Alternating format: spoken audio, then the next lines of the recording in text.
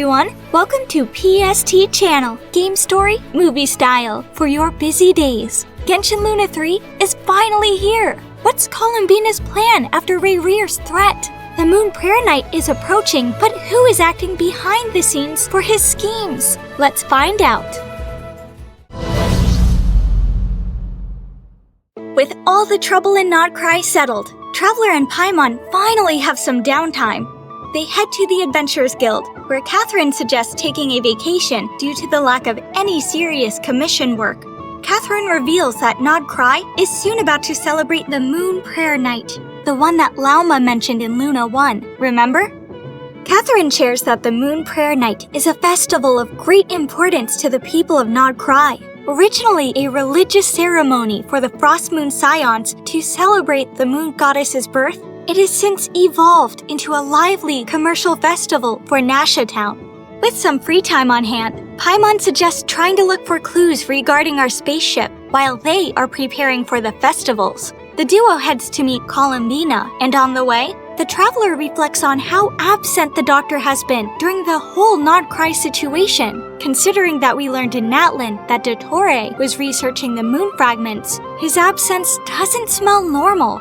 The duo head to the Silver Moon Hall, where they find Columbina sitting. She shares sad news. When the moon is closest to the Tevat and Kavaki at its peak during Moon Prayers Night, she plans to return to the moon. She says that the world is still rejecting her existence, and she might disappear if she were to stay for longer. Traveler feels sad about the news of parting, but there's no way they can avoid it. The traveler invites Columbina to the Moon Prayer Festivals as a farewell celebration for her. She's hesitant about how people would react, especially considering the Fatui also has a warrant on her head, but the traveler promises to make it work. We head to the Frost Moon Scions and find Lauma with Varka, who's helping oversee Nasha Town's festival decorations. Lauma explains the significance of Moon Prayer Night. When the crescent moon atop the verdant crest briefly becomes a full moon, the moon prayer blossoms bloom with a radiant glow. The townspeople see this as a blessed omen. The event has no set date. Everyone simply waits for the verdant crest to take shape. After the whole Rayrear situation, this will be a great mood lifter for Nod-Krai. Traveler informs them that Columbina agreed to join the festival, shocking Lauma. She plans to make preparations accordingly, but it can be difficult if the people spot her. Everyone decided to figure out a way somehow. Traveler also shares about Columbina's plan to return to the moon, which Lauma kinda already knew. She revealed that she had asked Columbina to stay with the Frost Moon Scions again, giving her a place to belong, but Columbina said there was no need and isn't sure about it. It pains her having to see Columbina leave her birthplace. Varka suggests respecting her decisions and sending her off with happy memories. With that, Varka and the traveler head to Nasha Town, where they find Flynns, Durin, and Albedo talking. They shared that they found some phantoms of abyssal monsters near north of Nasha Town. The phantoms didn't have a physical body, making it nearly impossible to interact. Durin shares that they weren't abyssal in nature, either. Flynns reveals this is a known phenomenon in Nod-Krai. Mirage-like illusions often appear leading up to the Moon Prayer Night. To further investigate, they head to the Intel Queen on Nod-Krai, Nefer. They share the findings with Nefer, and she confirms that the Mirage phenomenon is occurring far more frequently than its historical rarity, suggesting something unusual is driving it. Furthermore, the Mirages are not just monster phantoms. They include human phantoms who are actively being hunted by the monster phantoms. Nefer reveals that these human phantoms claim to be from Hyperborea, an ancient civilization dating back around 6,000 years. The investigation is officially split into 3 teams.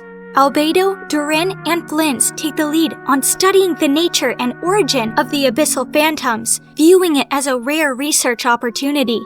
Nefer reserves the Hyperborean phantoms for the curatorium, aiming to secure exclusive, high-value intel. And with no one left, Varka joins Traveler and Paimon. Just as they are about to leave, Yehoda comes rushing back and reveals a sighting of a phantom spaceship at Starsand Shoal. Paimon immediately confirms that this must be a mirage of the Traveler's original spaceship, which they previously saw reflected through the moon marrow. Traveler, Paimon, and Varka head out to investigate. They confirm it's indeed the Phantom of Traveler's spaceship. Lauma arrives to observe the unusual sighting, confirming that these phantoms appear due to the surge in Kavaki energy leading up to the moon prayer night. The group tries to interact with some phantom humans nearby, and here's what we learn. The spaceship has been in that place for many generations, unmoved. It had a sturdy exterior and couldn't be damaged by anyone. The phantoms are reenacting fixed historical events, an interactive stage play where the plot, the past, is unchangeable. Regardless of outside intervention, they couldn't learn much by seeing a random point in our long history. Disheartened, the group heads back. On the other hand, Flynn's team is investigating abyssal effects. Durin is deeply affected, having made 39 failed attempts to intervene and save a single phantom victim. Flynn's and Albedo conclude that they are witnessing the aftermath of Khaenri'ah cataclysm from 500 years ago and potentially much older abyssal disasters, confirming that the phantoms represent immutable history, events that cannot be altered. Flynn explains his composure by revealing he is approximately 600 years old and witnessed these truths firsthand. Durin admits his chronic doubt about his own existence, but confesses that his fight against Khaenri'ah provided clarity. Everyone regroups at the curatorium and agrees that the phantoms are harmless historical fragments that provided little useful intel. The group shifts focus to preparing a special, meaningful parting gift for Columbina. No one knows her too well to think of a gift, so it's up to Traveler to figure that out. The Traveler heads to the Silver Moon Hall multiple times, only to find Columbina missing. They notice the flowers turned white, which is linked to Columbina's condition. Concerned about her well-being, they meet Lauma and ask her if she knows anything, but she doesn't have any answers either. They head to Nasha Town to find more information. On their way, they notice a weird stall. And just then, Alice, the great Hexenzirkel mage, makes her dramatic entrance.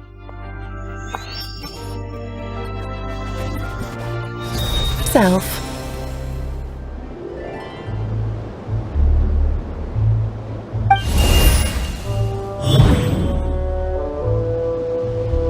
After a playful chat, she reveals her reason for the visit. Her job in Teyvat is to maintain the stability of the world's borders against encroaching abyssal energy, which the recent surge in phantoms indicates has been disturbed.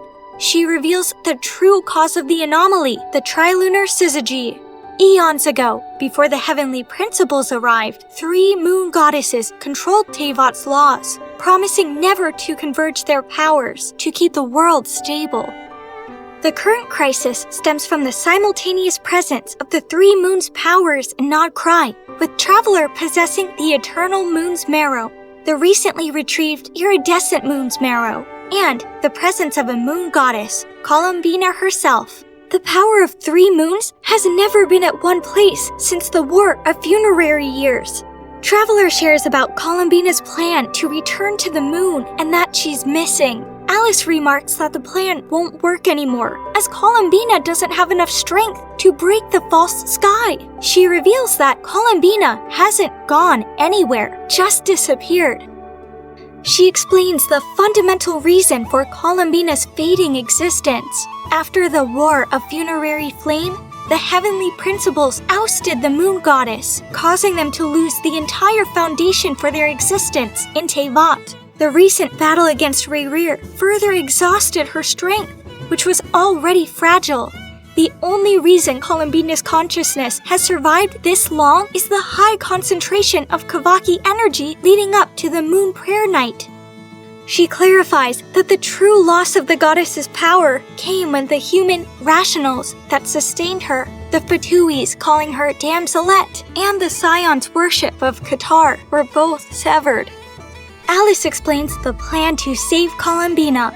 To strengthen the connection between the goddess and Teyvat, they must find a new anchor.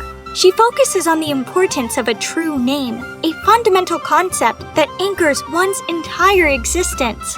Alice states this small step is enough to sustain her consciousness for now. Regarding Columbina's plan to return to the moon, Alice asks them to meet Nicole, Mage N, confirming that a second Hexenzirkel mage is actively involved in the case. She reveals Nicole's location to us. Before leaving, she plans to meet with Durin and says her goodbyes. The group meets up with Varka and shares the updates. We get to see things from Columbina's perspective. Columbina feels weak and notices she can no longer sustain her physical form. The process of her disappearance has begun. She realizes that death is near, and her planned method of returning home during the moon prayer night is now impossible. Rather than fading entirely, she uses her remaining conscious existence to take a final look at the world she was born in, starting with the Frost Moon Enclave. Columbina finds herself observing the mundane lives of the Frost Moon Scions, something that was impossible when she was a visible deity worshipped by them. She notices how the Frost Moon Scions of today have changed in a good way. The children sharing meals, people enjoying their little moments. She views what it's like to be a family. Columbina finds this a rare opportunity to simply observe people. In hopes of seeing Traveler one last time, she heads to the Nasha town and observes the joyful banter of the people there. While roaming around, Columbina decides to follow them. Where do we even start looking? I'd better go pay the Fatui a visit.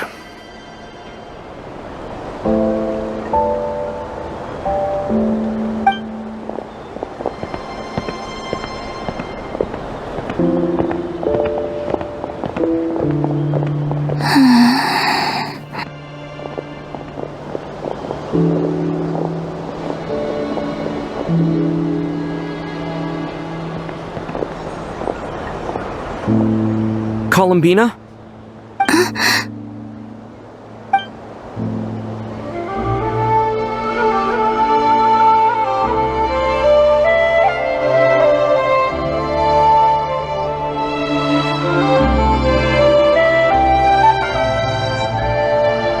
Traveler? Let's go! This is no time to be spacing out!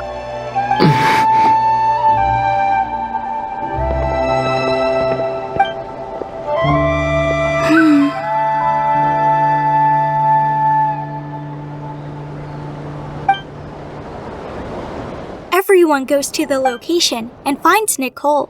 She's a member of the Hexenzirkel who directly speaks to people's minds. She rarely gets to socialize, so she is quite talkative. Alice! I can't believe it! She reveals that she is an angel who has retained her power and form, one of the few of her kind, like the Lord of the Night we met in Natlin. She remarks that the group stands at the crossroads of fate. Nicole shares a brief history of Tevat. After the War of Funerary Flame, after the 3 moons retreated, the surviving Hyperboreans, aided by the angels, who still believed in the moons, sought to contact the moon goddesses.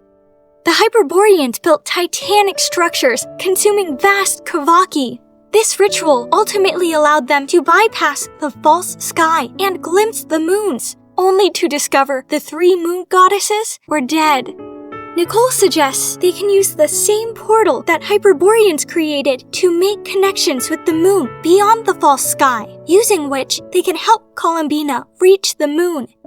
Since the original structure is likely gone, Nicole proposes exploiting the phantom phenomenon to achieve a connection. She will search for a phantom of the structure strong enough to act as a space-time handshake. If a usable phantom is found, compatible individuals will complete rituals to enter the phantom and reach the Hyperborean structure. Nicole is now actively searching for the right phantom and will regroup when the others are ready. Varka reminds the group that their original objective was finding the moon goddess's true name, the most significant task to save Columbina. The group splits. Traveler and Lauma go to Frost Moon Enclave to read old documents, while Varka plans to arrange a meeting with Fatui. We head to the Frost Moon Enclave. Lauma organizes the Scions records on Kutar into reliable facts and mythic tales. The reliable texts prove cold and distant, showing why Columbina rejected the divine name early, a truth that she herself confirms. Turning to myths, the group learns of her hidden longing for a simple human connection, a warmth she now regrets being unable to show. Traveler heads to Nasha Town to meet Varka. The meeting is interrupted by the arrival of the Wanderer, who goes by the name of Hat Guy. Hat Guy. Albedo and Durin shared that they met with Alice, who gave Durin a communication device for future experiments regarding the Abyssal border disturbance. Wanderer is there to investigate the Harbinger Dottore, whose real name is Zandik. The Wanderer notes Dottore only appears when something interests him, confirming the Harbinger has likely been a Nod-Krai. Varka has already arranged the meeting and invites the Wanderer to join the Traveler and Paimon. We head to the Research Bureau, where Arlecchino and Sandrone readily share information, driven by a mutual distrust and dislike of Dottore. Sandrone believes Dottore used her as a pawn in the battle against Khaenri'ah, while Arlecchino confirms that Dottore never valued his relationships with colleagues. Sandrone reveals Dottore was researching the ancient moon's remnants and seeking the moon marrows. Arlecchino reveals that she returned to Snezhnaya and successfully entreated the Tsaritsa to recall Dottore, arguing that his presence was no longer necessary in Nod-Krai. Dottore complied, knowing he could not oppose the Tsaritsa. Wanderer abruptly leaves the meeting after receiving his necessary information. The Traveler asks Sandrone if she knows about Columbina's real name. Sandrone and Arlecchino reveal that Columbina, the damselette, was never tasked with claiming a gnosis, as the Tsaritsa reserved a long-term role for her. Despite repeatedly asking when her mission would begin, she was always told the time has not yet come, leaving her idle in Snezhnaya, often singing in the flower garden. The group departs to continue the search and meet up with Nicole later. Wanderer joins Albedo and Durin, who are experimenting with the phantoms on Alice's orders. They are trying to change the outcome of phantom humans who are killed by the phantom abyssal monsters. Albedo confirms that since non-abyssal interference fails to touch the phantoms, they must break this rule. The Wanderer suggests that Durin's abyssal power may be the only way to affect the reality of the phantoms, which he links to the reality rewriting corruption, which affected Irminsul and caused withering in Sumeru. Durin decides to use his abyssal power to influence the phantom Razmaspes, a father desperately searching for his missing daughter, Spargana, during the cataclysm. After many failed attempts, in the final moments before Razmaspes meets his inevitable end, a big change occurs. Razmaspes can now see Durin and the group. The group chats with him and learns that he was an ancestor of ancient Hyperborea. He was happy to learn that humanity survived the abysmal calamity when the group shared about our present times. Soon, he departs as his time draws near. Durin urges the Wanderer to share his own past. The Wanderer confesses he was a puppet built from an Irminsul branch with Khaenri'ah technology, but abandoned as a failure. The communication device activates. Alice reports detecting unique fluctuations at Teyvat's border. Albedo confirms the successful outcome. The Phantom retained memories and was able to hold a conversation, marking the most significant progress yet. Alice instructs them to repeat the approach for more data. Nicole locates the entrance to the Hyperborean ruins, a sanctuary of great importance. To open the gate, she explains that 3 humans are required to successfully undergo a process of Kavaki resonance, a test of qualifications from the 3 moon goddesses. Nicole suggests a workaround, infusing Kavaki energy from Nod-Krai's soil into the blood of compatible humans, followed by 3 days of fasting so the energy can bond. After extensive searching, the Traveler, Lauma, and the Knave turn out to be suitable candidates and undergo the ritual before heading into the ruins. Nicole completes the chant to open the gate. Nicole guides the Traveler, Lauma, and the Knave through the gate and into the ancient Hyperborean ruins. Inside, they attempt to speak with the human phantoms, but none of them know the true name of the new moon goddess. Nicole shares a deeper history about Teyvat. The 3 moons and their goddesses were originally created by Nibelung, the Dragon King, to support the world. When the heavenly principles arrived, they allowed the moons to exist since they didn't challenge their order. Everything changed when Nibelung returned, empowered by the Abyss, and launched the War of Funerary Flame. The conflict caused the Moon Sisters to fall out of harmony. Seeing their wavering loyalty, Nibelung imprisoned them and turned the moons into instruments of destruction. The heavenly principles, viewing these weaponized moons as dangerous, shattered too and cast the last one beyond the false sky. With their link to Teyvat cut, the 3 moon goddesses gradually faded away. Arlecchino then asked why Columbina was born in Teyvat if the moons were rejected. Nicole speculates that it is due to a lingering connection from the unshattered frost moon, representing the sisters' dying wish to protect the land. Their only desire was to sustain the world and not fight with anyone. Moving forward, one phantom mentions a certain he who made a promise to change their fate. Nicole is confused by this reference as her memory fails to identify this person. We search for the ancient cores and use them to activate the device. Moving forward, we find the ritual site that Hyperboreans use to communicate with the moons. Nicole explains that they only need to place the moon marrow upon the platform on Moon Prayer Night, and they shall be able to open a portal to the moon and send the moon goddess back home. With no luck at finding the moon goddess's name, Nicole rethinks Alice's original advice. She explains that Columbina never had a true name in history. Therefore, the mission isn't to find a lost name, but to grant her one. She explains that names are anchors connecting individuals to the world, just as the name Traveler or Tumaini means different things based on connection. The goddess needs a name that resonates with her existence now. Everyone agrees on the name Columbina since they have fond memories of it. Nicole remarks that it could be a plan that Alice had all along. As the Moon Prayer Night draws near, Nicole confirms that the power within the name Columbina, fueled by their bond, is strong enough to summon the goddess back. The group rushes back and splits up to find Columbina. She's in the Silver Moon, faded, and lost all her hope.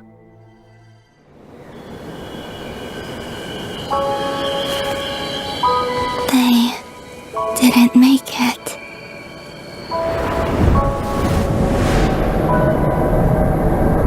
Could you tell me your name? My name is... Columbina!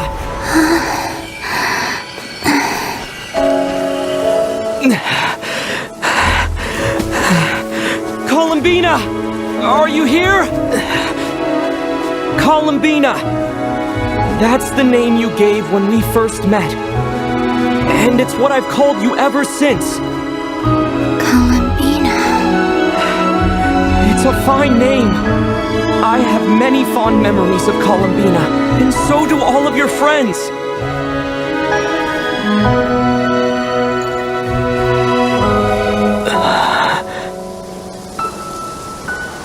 If you like this name...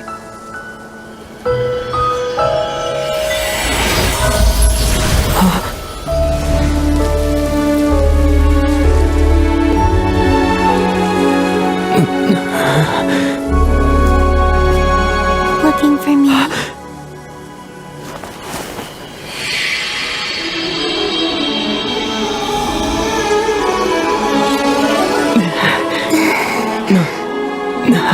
I like it. You can carry on using it. My name is Columbina Hyposelenia. Columbina Hyposelenia. That's her new name now. She reflects that while Columbina was once just a Fatui codename, her journey with the Traveler has transformed it into something she started liking, a name she personally accepts. She explains what Hyposelenia means, born beneath the moon. She reveals that she had been following them all along. Everyone returns, seeing her safe and back. Lauma hugs her with affection. Nicole interrupts the reunion, speaking through a Dodoko doll. She explains she cannot attend in person because she is assisting Alice with some trouble at the border. She encourages them to enjoy the festival. With the rescue missions over, it's time for the Moon Prayer Night festivals. Nefer confirms to Lauma that a specific secret request is taken care of. The traveler then takes the lead, inviting Columbina to head to Nasha Town for the best Moon Prayer Night ever.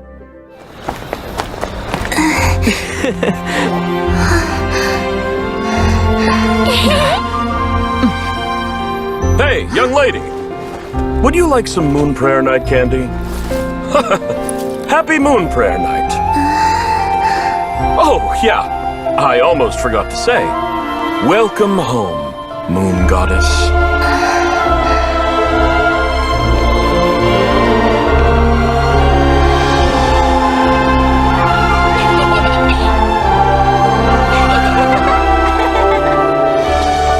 Welcome home, Moon Goddess. Welcome home, Moon Goddess. Welcome home, Moon Goddess. Turning Nasha Town into her home is a festive gift. A rather brilliant idea. Perhaps this is what Nod-Krai, Columbina's home, should have been like all along.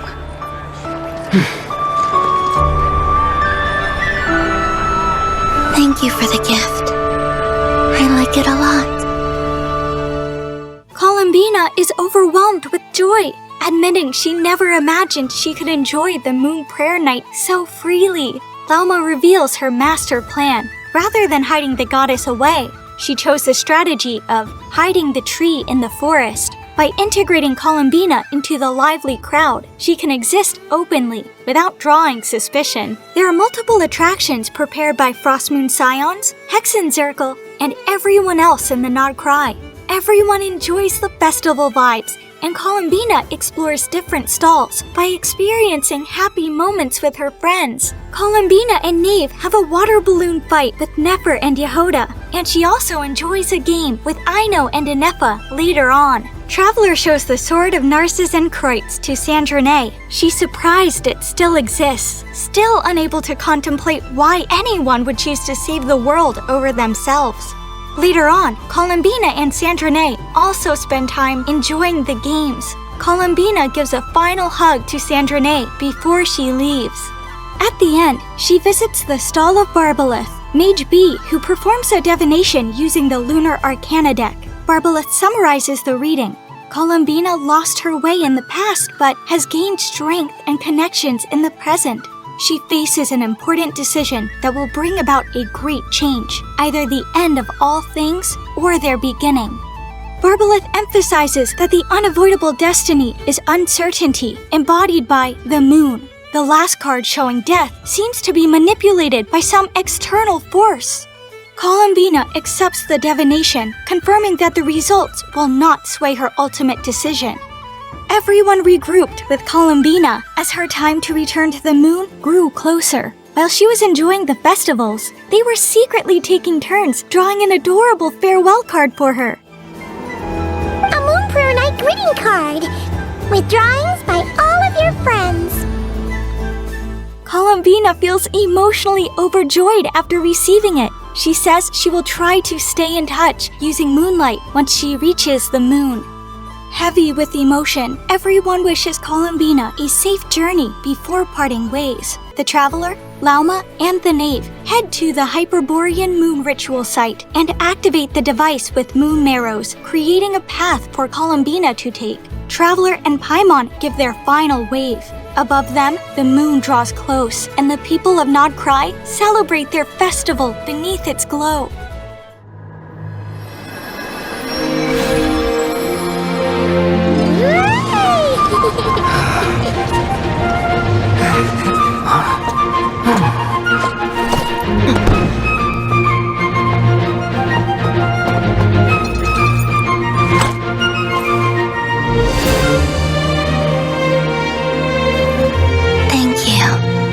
This was my happiest night in Tevat. Farewell, Columbina.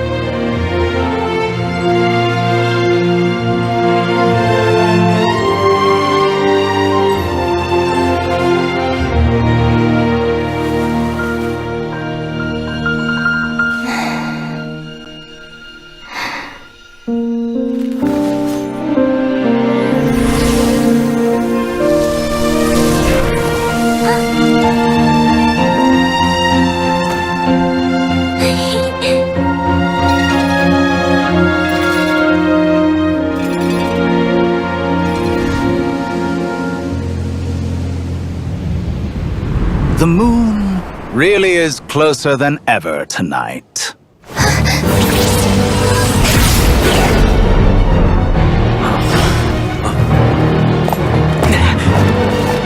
Columbina. All 3 moons in one place.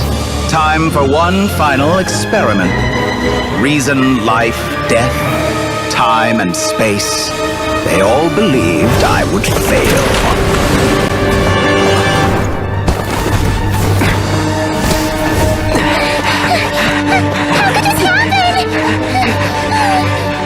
But Tevat's primordial power never did belong to the throne of heaven. And now, they are mine.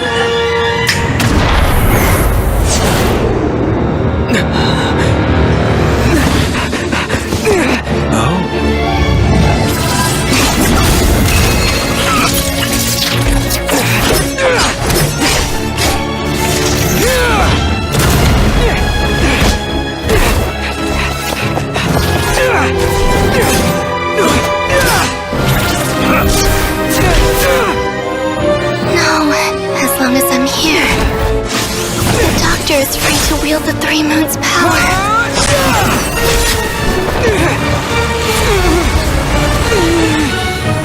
It's the only way.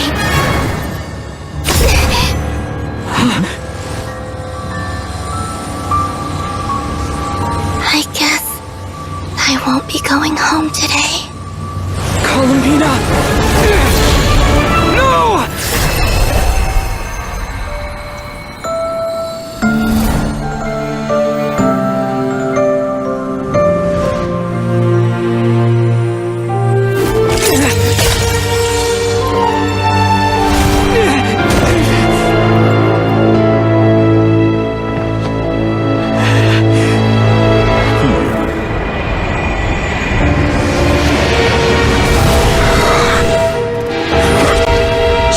World, do not try to control me!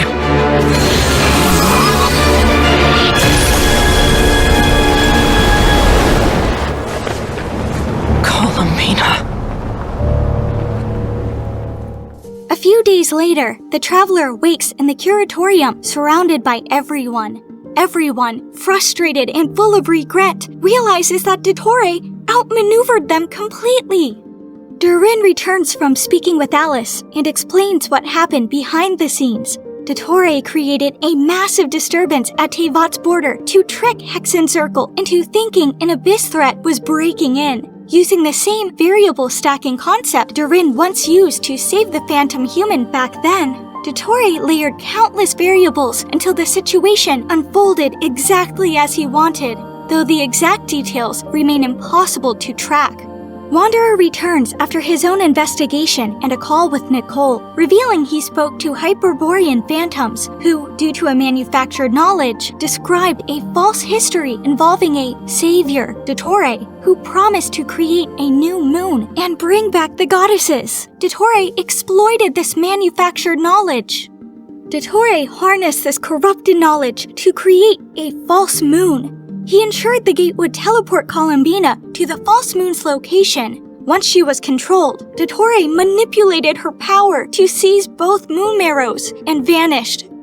Traveler finally shared that Dottore used the 3 moons' power to freeze time for everyone except the Traveler. To stop Dottore's plan, Columbina intentionally escaped into the moon portal, entering the same place as Khaenri'ah and Thalindis. Arlecchino expresses furious anger. if needed, resolving to fight Dottore not as the Harbinger, but as PREQUEL herself, even if the Tsaritsa has prohibited inter-Harbinger conflict. Disheartened and angry, the group starts planning a counterattack. Lauma sets out to search for any trace of Columbina. Nefer begins gathering intel through her network, and Albedo and Durin are to take action on behalf of the Hexenzirkel. Varka and Wanderer head off to conduct their own investigations. The story ends with the traveler recalling their moments with Columbina and her final words. Come night or day, the moonlight shall always connect us.